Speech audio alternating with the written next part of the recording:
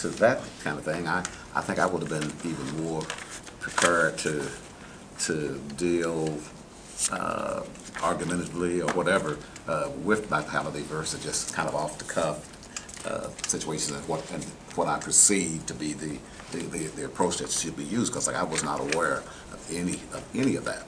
So So he sat down with you personally, and then he also reported back to the Student Senate and to the to the asset group. Yes. Well, he didn't come to our meeting. He had an invitation to come to our meeting. He didn't come. Oh, that's right. And so we went to the Senate meeting, Student Senate meeting, where he responded.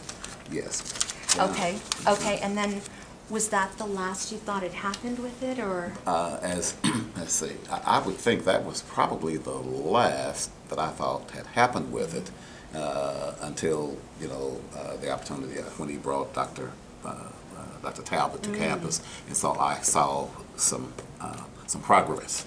And so, and that kind of let me know that he had been honest to some greater or lesser degree about trying to get things worked out, because he would tell me all the time, well, I'm working hard, I just can't change things overnight, and whatever. I understand, and whatever. So we just kind of went back and forward. But I didn't know these things were, these activities were taking place. I was not aware of that. Isn't that interesting that he didn't choose to communicate that with you? Yeah, he didn't communicate that, and it sure would have been helpful, because as I mentioned to you, I was always cognizant of, I never wanted those kids that had entrusted me with the power, authority, what the case is, to work with them, directly. And I was always by myself when we were negotiating, and I never wanted any of those students ever think that I would get there and I would sell them out.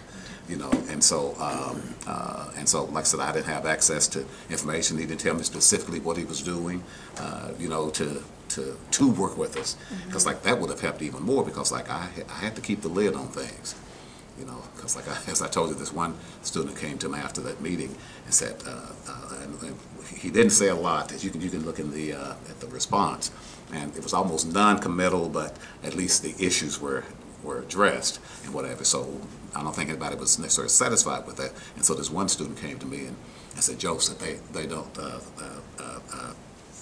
they're not working with us. So they think we're playing. And he said, can we please, Joe, please, can we just set some fires around campus? And I said, no, Ruben, you can't do that. You can't do that, man. He said, no, not big fires, Joe, just little bitty fires, just all around campus, so they know that we're serious. I said, no, Ruben, we can't do that.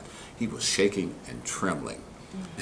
And I thought over the years, as I look back, I said, well, was he a pyromaniac or what the case is? But he was dead serious about letting them know that you're not taking us serious, you're playing us, etc. And so that, and then if I said, let's do whatever, the students would have done so. They were already upset that I'd been taken off campus, and then they didn't know where I was for most of the day, and I guess whatever spread regarding my life hadn't been threatened. Can you talk a little bit about that? I guess you were